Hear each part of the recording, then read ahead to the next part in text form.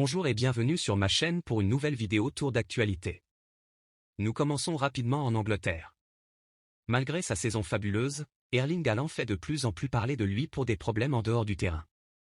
Les médias ont publié des vidéos et photos de l'attaquant au volant de sa Rolls-Royce à Manchester, en train de consulter son smartphone.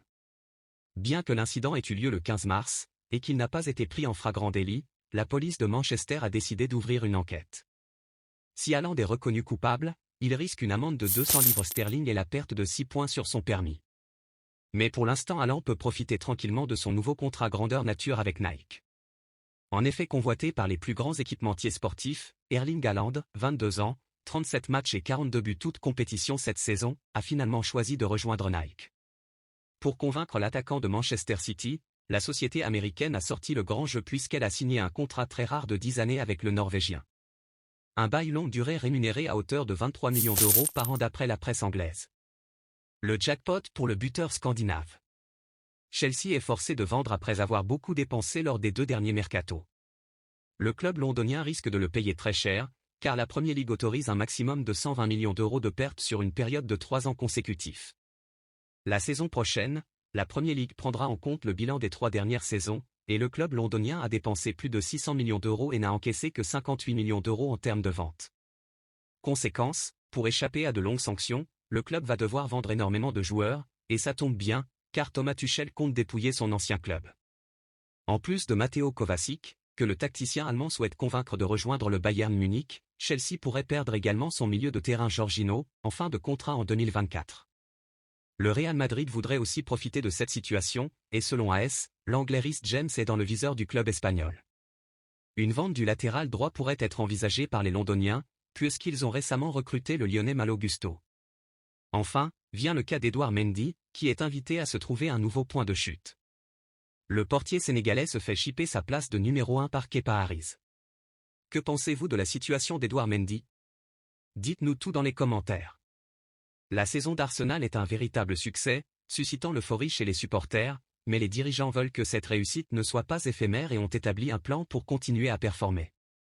Selon Mundo Deportivo, les Gunners sont déjà de cibles importantes en vue pour le mercato estival. La première mène à Victor Roque, l'international brésilien qui est aussi dans le viseur du FC Barcelone, mais Arsenal serait le mieux placé pour obtenir le joueur de l'Atlético Paranaense. La deuxième cible est le défenseur espagnol, Eric Garcia, qui a perdu en importance au FC Barcelone.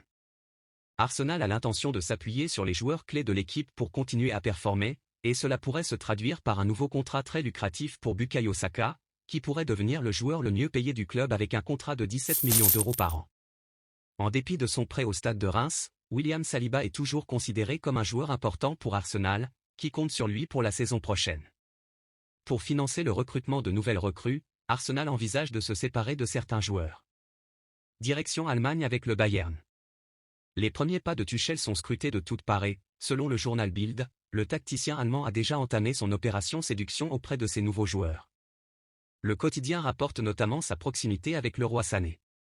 Thomas Tuchel s'est également montré très proche de Léon Goretzka, un taulier du vestiaire et un lieutenant de Nagelsmann. En d'autres termes, le coach de 49 ans est en train de choisir ses relais privilégiés sur le terrain et veut tirer le meilleur de Leroy Sané, Sadio Mané et Serge Gnabry en les positionnant au poste qu'ils affectionnent. Néanmoins, concernant le dernier cité, son cas divise en interne. La direction est notamment agacée par son attitude ces derniers temps, on lui a reproché ses nombreux séjours à Paris entre 2 matchs et son comportement sur le terrain. Selon Sport Instomastera, la priorité du club est de le vendre, si les dirigeants attendent de voir ce que fera le coach allemand, il se dit que son sort est déjà scellé. Les Basques considèrent que Serge Gnabry pourrait apporter une belle somme en cas de vente, ce qui permettrait de financer l'arrivée d'un attaquant vedette. Les noms de Romelu Lukaku, Harry Kane et Victor Osimhen sont notamment cités. Nous terminons ce tour d'actualité en Espagne. Ces derniers jours, Gavi, joueur du FC Barcelone, commence à être au centre de critiques en Espagne. Le nouveau sélectionneur de l'équipe espagnole a également été critiqué pour des débuts difficiles. Selon le média Relevo, le comportement de Gavi commence à agacer la fédération espagnole. Il aurait manqué une séance de signature d'autographe à Malaga et aurait été recadré par certains joueurs lors des entraînements en raison de son intensité et de quelques gestes dangereux. En interne, Gavi aurait également fait des remarques qui ont mal été perçues, telles que son positionnement en tant qu'ailier gauche contre la Norvège ou son absence dans l'équipe face à l'Écosse. Ces remarques ont été entendues par des employés de la fédération et des joueurs. Les responsables de la sélection espagnole sont conscients qu'il doit améliorer son comportement et vont chercher à l'encadrer lors des prochains rassemblements afin d'éviter tout problème. Merci d'être resté jusqu'à la fin. Merci pour ton soutien. N'hésite pas à aimer et à partager.